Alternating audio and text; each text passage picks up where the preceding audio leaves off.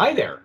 You're watching Sipping Off the Cuff on Tequila Aficionado Media. You're also listening to us on the podcast and on that podcast channel. I'm Mike Morales here in San Antonio. That young man out there is Eric Zandona in Vancouver, Washington.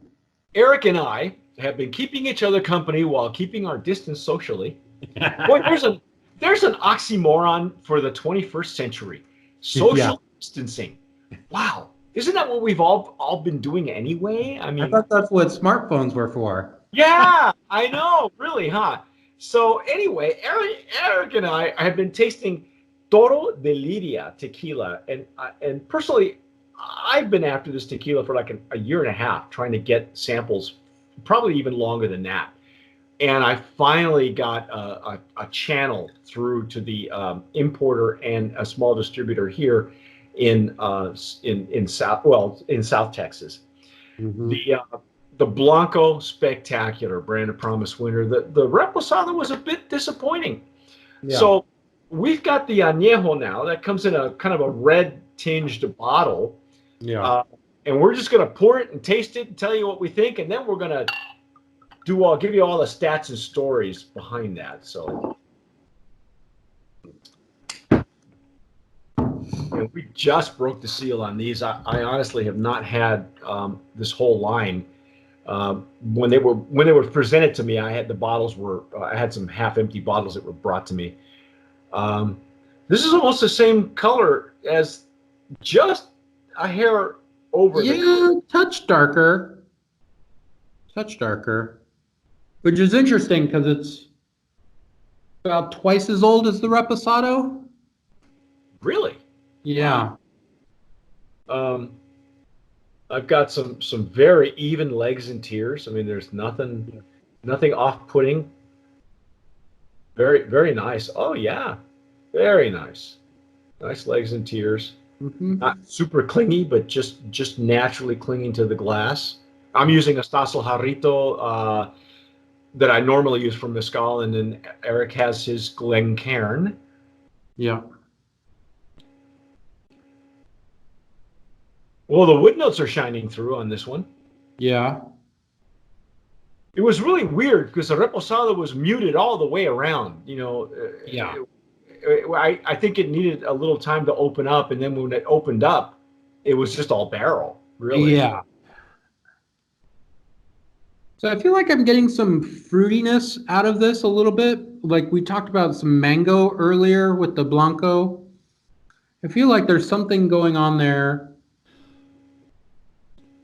There's a little bit of that like light melon character that I think I've described that is a through line that I think is coming from the fermentation because they're using a natural fermentation. But again, fairly light nose, but it's also 40% alcohol, so it's 80 proof. Which, sometimes it that varies depending on the producer, right? Some 40% are huge and some are very, soft. So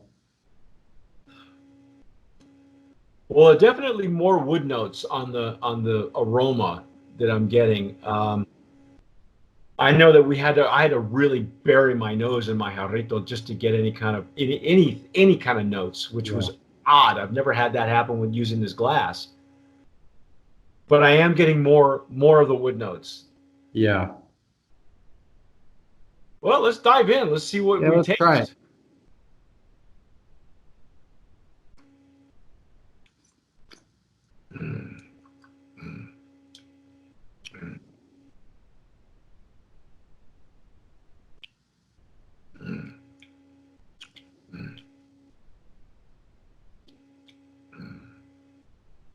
Boy, sweet on that palate. Yeah. The longer you let it sit there, the sweeter.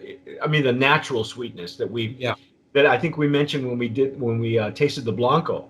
Mm-hmm. Yeah. That you thought was like a melon, some kind of. Yeah. Again, I think they're using a mixture of ex-bourbon barrels and French oak barrels that held cognac. And I think that mixture is really nice. But I also think that it's still sort of overpowering the agave and doesn't have quite the balance that I would want. In some ways, it reminds me of like a Nicaraguan rum, light spirit character, really lovely barrel character, nice to drink, nice to pair with a cigar, but not a lot of real like sense of the base spirit that it's coming from. Mm-hmm. You know, where like a Jamaican rum or something else is going to be more funky and more it can kind of stand out. Right. But where with you get some of these like Central American rums, like you don't really taste the rum, you taste the barrel, and it's nice, and it works really well in a rum and coke and a number of other things, like all positives. But I sort of feel like this is in that kind of territory. It's a nice aged spirit. I wouldn't call it a nice añejo tequila though, if that makes any sense. It does. My folks having being from Nicaragua or Yeah. have been, and I remember growing up with Flor de Caña, which was Yeah. the national at the time is the national rum of Nicaragua. Of course, it was made differently then than it is now. Now it's mass produced for the world, Yeah. and some of the barrel management some of that stuff is really stellar. The older they get, the better they become. Mhm. But you're right. It's just rum. I've had a Centenario from Costa Rica years ago, and it's just there's nothing to it. It's just barrel. Yeah. I mean, it was the national rum drink for Costa Rica, but it paled by comparison for anything that came out of Panama, let's say, Right.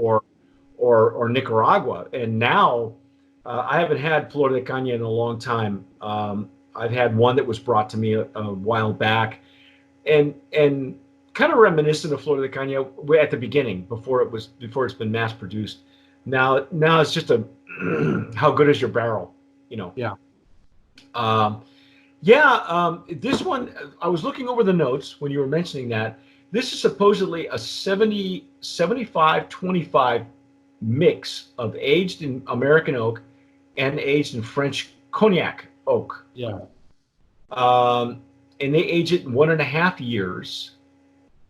The rule for tequila is that if it's depending on who it is, where it's coming from, if it's aged anything longer than 5 years, it starts to taste like something completely different. Yeah. Would you say that this tequila should be aged longer?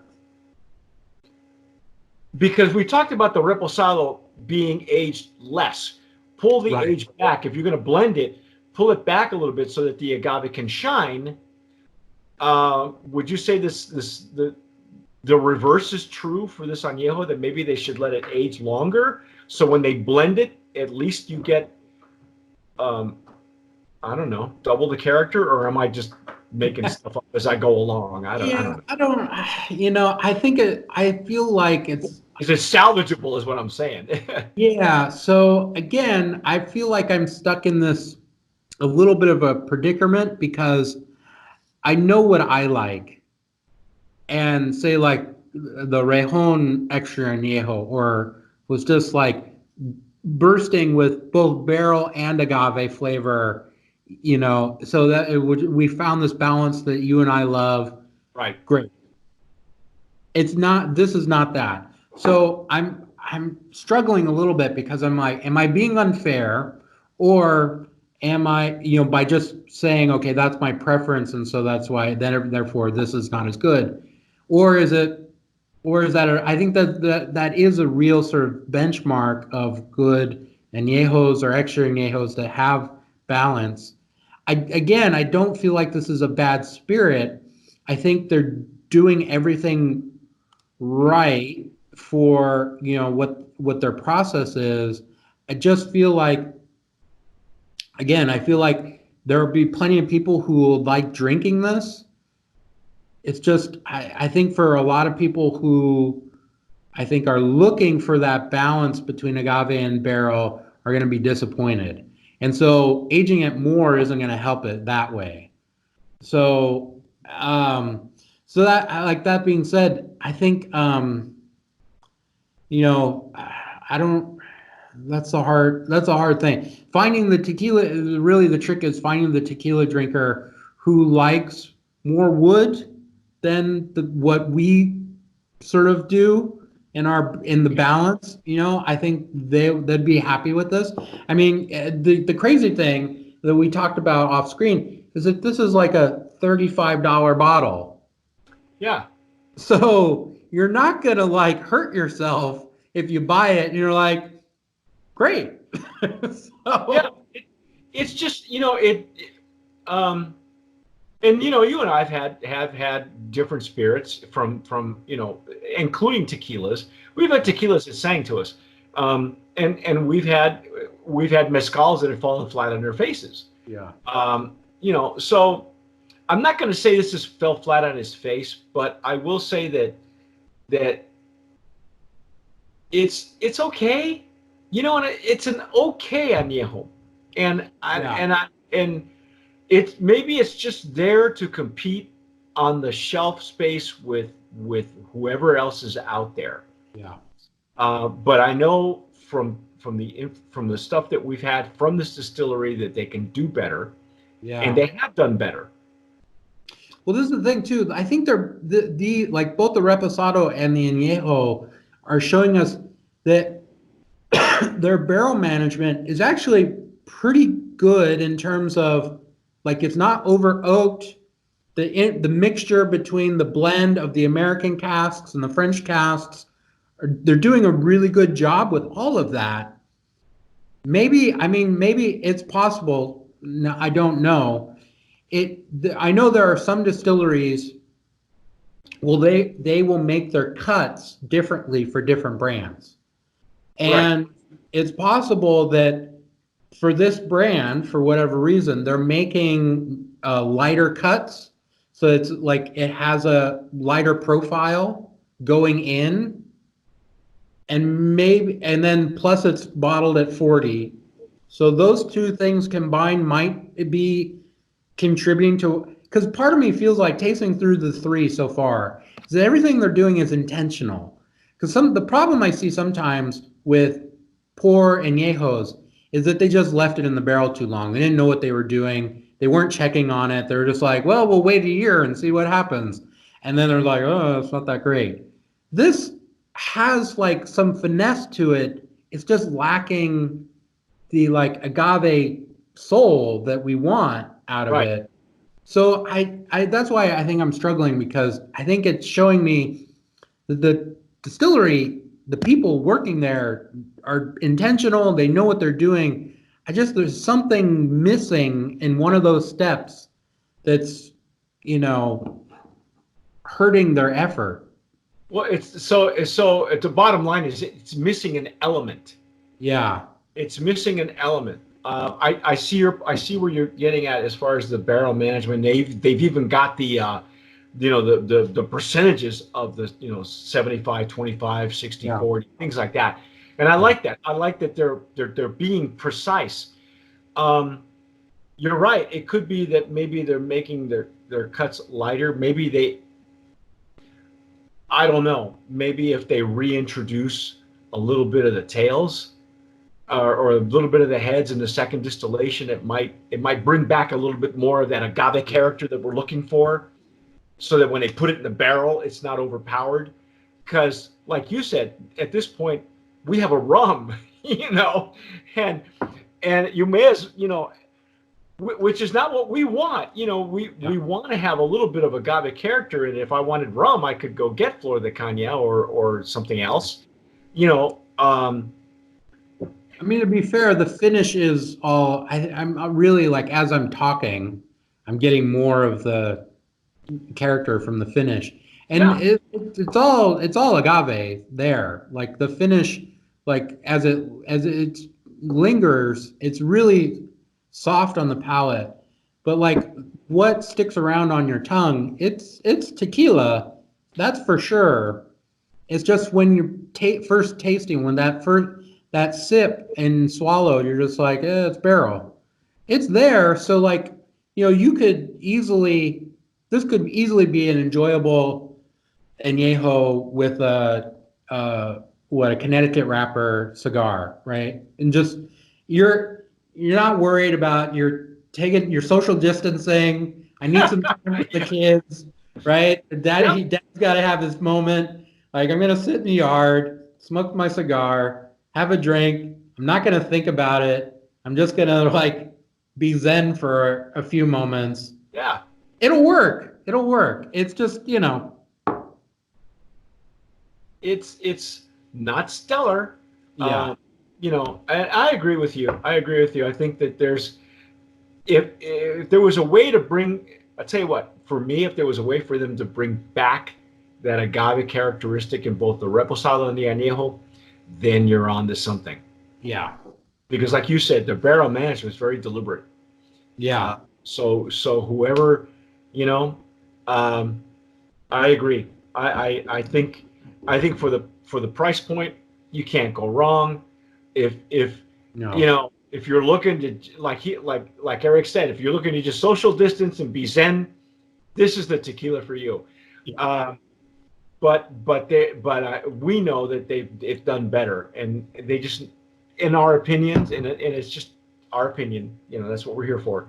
Is it needs to be tweaked a little bit, and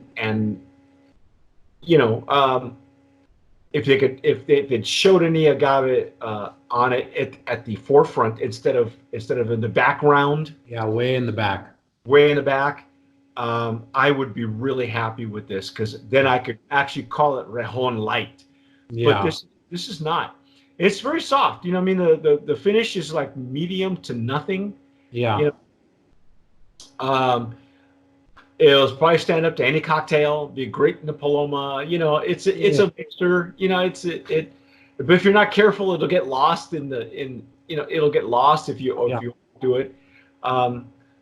But yeah, I agree with you. I think hopefully the extra añejo will salvage this particular line. We'll see. It needs work. We'll see. Yeah. That's our take on Toro de Lidia Añejo.